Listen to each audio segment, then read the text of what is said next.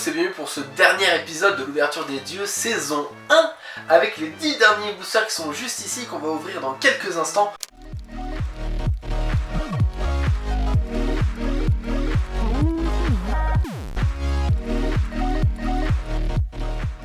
Et voilà mesdames et messieurs, nous sommes partis sur cette dernière ouverture de la saison 1 de l'ouverture des dieux avec les boosters de la WX18. Donc, comme je vous l'ai dit, on va aller très vite avec ces derniers. Vu une nouvelle carte de baseball que nous n'avions pas encore eu est la Codart Piluluc et la Piluluc X que nous avons déjà pas mal vu. Et donc cette carte de baseball là, c'est une Signy de niveau 1 qui est associée aux blanches, mais je ne saurais vous dire exactement ce que c'est. Donc celle-là, elle part sous pochette. Donc ça fait au moins une carte que nous n'avions pas encore vue, ce qui fait excessivement plaisir. Deuxième booster de la WX18, pareil sur laquelle on enchaîne comme des sagouins. Alors hop, on va faire un tout petit focus vite fait, tac, alors clac, tac, tac, oui on a déjà vu des machins, parfait, très bien. Et oh, mais non, on l'a en deux fois. Mais oui monsieur, mais oui. Ça fait une... Oh là là, Guzuko, encore une fois en secrète. Mais je l'aurais pas eu en ultra, c'est chiant. Le mec a deux secrètes et il trouve le moyen de se plaindre, c'est terrible quand même. Mais c'est terrible. On a deux fois Guzuko, la futile princesse, je crois que c'est ça en plus, en secrète. Parce que je vous mens pas, hein, on avait ouvert... attendez, bougez pas, elle est où? Elle est là. Donc on a deux fois la secrète Guzuko. Deux fois. Et pas une seule fois on l'a eu en version ultra. Alors ça fait plaisir, sans faire plaisir en fait. C'est drôle, c'est très drôle. Du coup ça fait quand même deux secrètes. Donc ça veut dire que dans la WX18 on a eu... je sais pas si ça fait 3 secrètes ou 2 secrètes. Je sais plus, ça doit être 2 secrètes.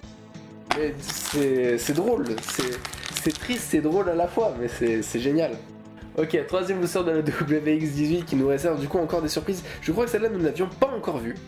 Je suis pas sûr, mais quasiment que celle-là, on l'avait pas encore vue, donc ça fait plaisir, on va la mettre sous pochette.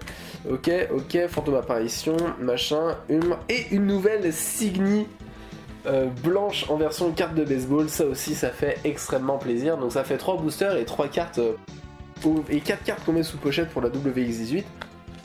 Ce qui ravit petits et grands. Ne nous le cachons absolument pas.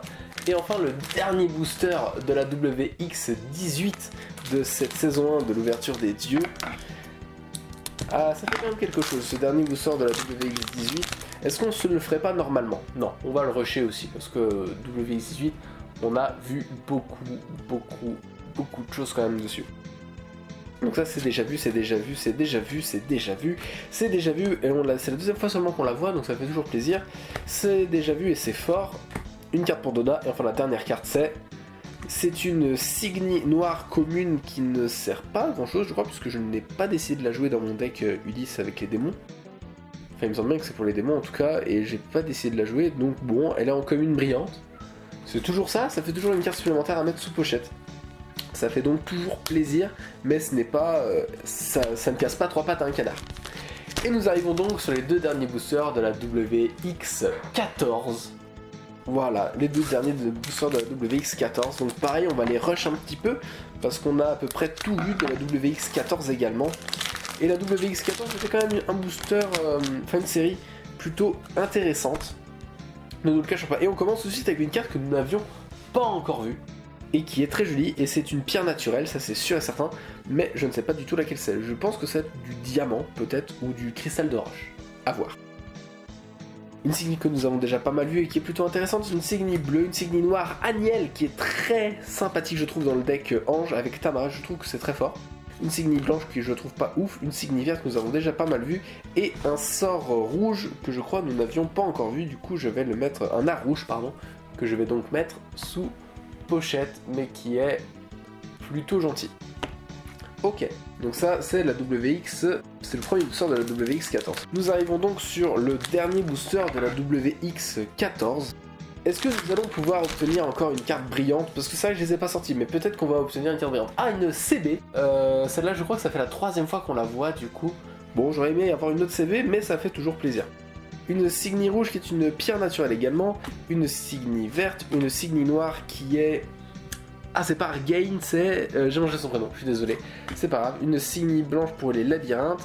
Yona au niveau 4 que nous n'avions pas encore vu. C'est quasiment sûr et certain qu'on l'avait pas encore vu, donc ça fait extrêmement plaisir.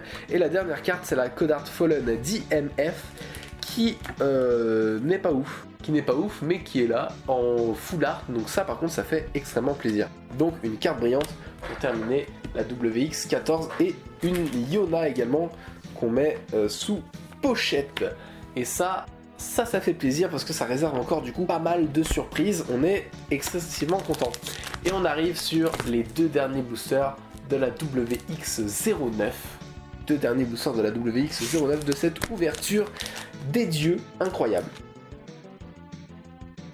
Alors, on commence avec une Signy noire, Silly Switch.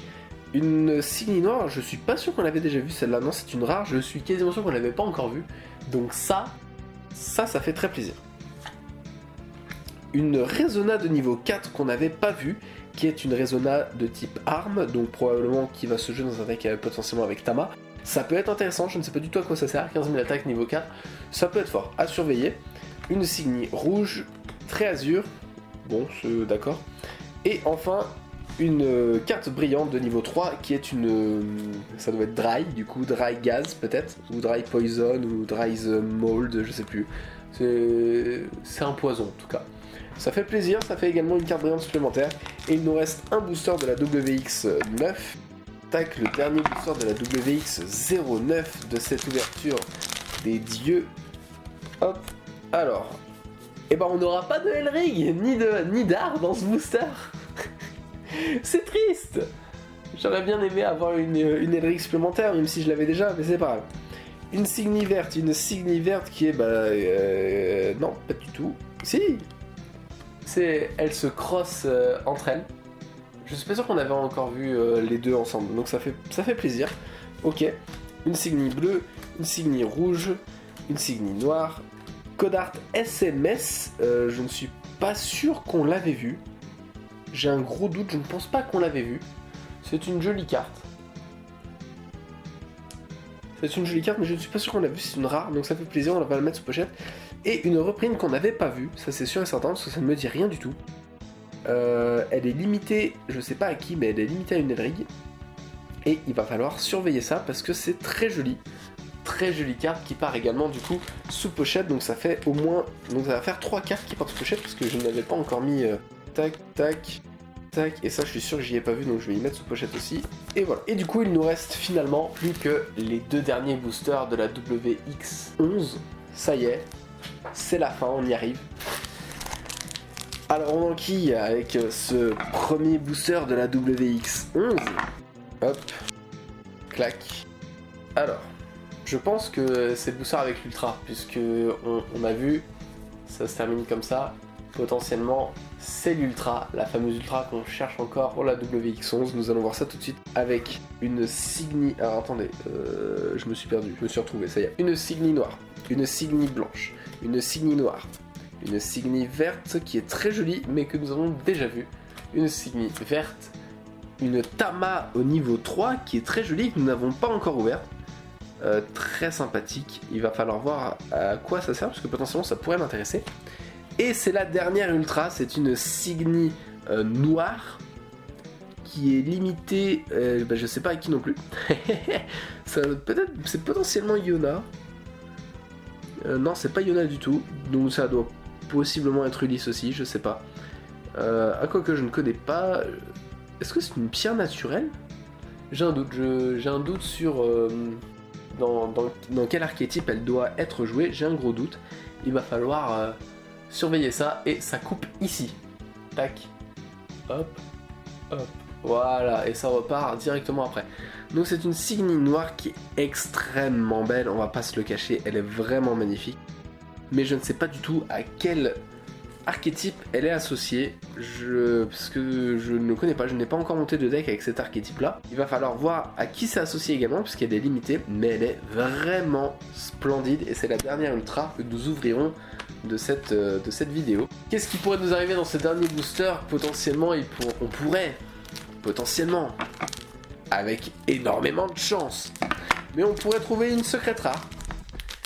Ça m'étonnerait, honnêtement je te cache pas que ça m'étonnerait. Déjà si on arrive à avoir peut-être une carte brillante ça serait pas mal. Mais pareil je pense que c'est de l'utopie à ce niveau là. Nous arrivons donc sur le dernier booster de la WX11 avec un sort que nous n'avions pas encore vu avec Yona et qui est limité à Yona également. Et qui est très joli, qui représente Yona en train de boire un thé. Superbe carte, vraiment superbe carte. Codart VRC, une Signy noire limitée à Ulysse qui est un éléphant. Enfin, c'est une chevaucheuse d'éléphant, pourquoi pas. Une Signy blanche, une Signy rouge. 666. Je sais pas si on l'avait eu celle-là ou pas, il me semble pas qu'on l'avait eu. Très jolie carte, très simple mais très gentille. Et enfin la dernière carte, c'est un art qu'on avait déjà eu avec Yona mais qui n'est pas limité à Yona. Nous avons donc terminé cette ouverture de 100 boosters à coup de 10 boosters par à coup. Nous avons eu de notables en tout cas une secrète rare, une super rare et on va dire les cartes de baseball que je trouve plutôt gentilles. Et c'est à peu près tout ce qu'on a eu d'extraordinaire dans cette vidéo, mais cette vidéo est déjà extraordinaire. Que rien que le fait de pouvoir encore ouvrir une secrète rare, encore une secrète rare, encore une secrète rare dans cette vidéo, c'est vraiment exceptionnel. Je vais faire un cut ici sur la caméra là-haut, toi tu vas encore continuer de filer parce que t'es gentil. Et on va débriefer du coup sur tout ça, mais je pense que... Oh oui, si on va débriefer sur tout ça. Allez, débriefons. On se retrouve donc pour faire un point sur toutes les cartes que nous avons ouvertes dans l'ouverture des dieux, à savoir toutes les cartes foil, excepté les communes, rares et Elric communes brillantes. Tout le reste on regarde. Donc on va commencer avec la WX18, avec les cartes de baseball, à savoir on a eu Aya Tawil Umr, et nous avons également eu Mel et Ulysse en version qui brille fort. C'était un petit peu décevant, mais rien de bien alarmant pour les cartes de baseball de la WX18. Ensuite nous avons eu celle que je vous montre pour commencer, ce sont les princesses du jeu de la mort Quidol, qui se jouent avec Guzuko et qui sont plutôt très fortes. Ensuite nous avons les super pièges Gijido, qui sont assez fortes également, mais que je ne joue pas encore dans des decks. Par la suite nous avons les pyroxènes naturels Kinsashi, je ne sais pas exactement comment ça se prononce. Bref, les poissons rouges que nous avions vus. Et enfin, la bête légendaire divine Cigogne. 8 super, uniquement 4 différentes en 2 displays. On commence à avoir un peu l'habitude avec, depuis la WX, si j'ai pas de bêtises, la WX12. Je trouve ça un petit peu dommage qu'on n'ait pas plus de variété. Mais bon, c'est plutôt intéressant. Donc j'imagine que dans une display, on avait par exemple ça et dans l'autre ça. C'est un peu dommage, mais c'est pas grave. Ensuite, nous avons eu les LR de la WX18, à savoir Défense d'or et Najipa, qui sont 2 cartes plutôt très fortes. Najipa est une carte extrêmement forte, je trouve, à jouer dans les decks de Pilulu, que quasiment à chaque fois, c'est vraiment très très fort. Puis nous avons eu des secrètes rares, et non pas des moindres. Nous avons eu par 2 fois Guzuko, fut-il princesse des pitoyables péchés, qui est, je pense, encore aujourd'hui, l'une des Guzuko au niveau 4 les plus fortes qui existent. Anale, The Devil en version carte de tarot, et du coup la deuxième Guzuko, princesse futile des pitoyables péchés. Ensuite nous avons eu la WX14 avec sa princesse source naturelle BE, donc pour le beryllium, avec également la pierre naturelle Tourmaline, le général Flatro, l'attaquant de flamme d'Arbalète, et finalement l'archange des mille souffrances Archigane. Alors ouais, je m'y prends un petit peu mal pour les présenter. C'est la LR de la WX14, bien évidemment, la tisseuse, une représentation de... j'ai mangé ce prénom, on le met dans l'animé. Très belle carte, extrêmement jolie carte, mais la 3ème LR, et vous avez eu le quota des WX14. Ensuite sur la WX11, nous avons eu la bête légendaire divine Ultime, qui est une bête légendaire que je joue dans le deck de Midoriko, parce que je trouve ça très très fort. Nous avons également le pyroxène naturel Gold Aura, qui va se jouer principalement avec Anayo, mais j'ai pas encore fait de deck pour les pierres naturelles, donc ni les pyroxènes, donc pas encore utile. Le code du labyrinthe Pichato, qui est extrêmement fort et extrêmement utile, je trouve, dans le deck de Yona. Et enfin, une autre carte pour le deck de Tama, qui est Estia de l'Hôtel du Feu Sacré. Une ange absolument magnifique. Et bien évidemment, pour aller avec cet ange, nous avons eu en LR Tama Yorihime, chaman éternel. Une magnifique Tama en robe de mariée, s'il vous plaît. Et enfin, la dernière display que nous avons ouverte, et non pas des moindres, la WX09. Nous avons eu la princesse plante naturelle Akinana, qui est une princesse plante naturelle, mais que j'ai pas encore placée dans un deck, mais qui peut être très très forte. Nous avons également eu Shub-Niggura, fertilité du chaos, une Signy blanche que je n'ai pas encore intégrée, mais qui va se jouer, je sais même plus avec qui, parce que je n'en suis pas encore très intéressé. Fear Vix, qui est une Signy extrêmement puissante, extrêmement forte, à jouer de préférence quand même dans un deck poison, croc de poison. Donc je vais essayer de rentrer ça dans un deck de Yona à voir, mais c'est très très fort. Et la SR la moins utile, je trouve pour le moment, la Codart AMS, que je n'ai même pas rentré dans mon deck de pilule, tellement je ne trouvais pas ça fort. Nous avons également eu une secrète rare dans cette extension, qui est la Codart Otalu, qui est vraiment une Signy de toute beauté, vraiment incroyable. Et enfin, en Elrig rare, Utubes, tourière de l'ultime portail que nous avons ouvert à la première vidéo de l'ouverture des dieux et qui est absolument craqué. Vous avez pu voir que sur certaines cartes il y avait ces petits bandeaux en papier, c'est simplement les traductions pour que je puisse les jouer dans des decks et pouvoir jouer sans avoir regardé tout le temps à quoi sert telle ou telle carte avant de la jouer. C'est donc très pratique, mais voilà, pour les besoins de cette vidéo, je ne les ai pas enlevés. Et maintenant, on passe à la conclusion globale de l'ouverture des dieux saison 1. Et voilà, cette épopée, parce qu'on peut parler d'épopée, cette épopée touche à sa fin. 4 displays avec 5 displays, pardon, c'était 5 displays avec 2 displays identiques malheureusement. 20 boosters par display, donc 100 boosters, 8 cartes par booster. Dans une display, nous avons 160 cartes, donc ça fait à peu près 860 cartes, donc ça fait énormément de cartes, énormément de pochettes, mais c'est très intéressant et ça me fait énormément plaisir et ça fait pas mal de cartes pour mes decks et également pas mal de ressources pour créer de nouveaux decks avec de nouvelles mécaniques et encore comprendre toutes les mécaniques. Il y en a encore que je ne comprends pas encore tout à fait. J'espère que ce concept de l'ouverture des dieux saison 1, parce qu'on peut faire d'autres saisons et je pense qu'on fera d'autres saisons, donc j'espère que ce concept vous a plu. On se retrouve très bientôt. À vous les studios.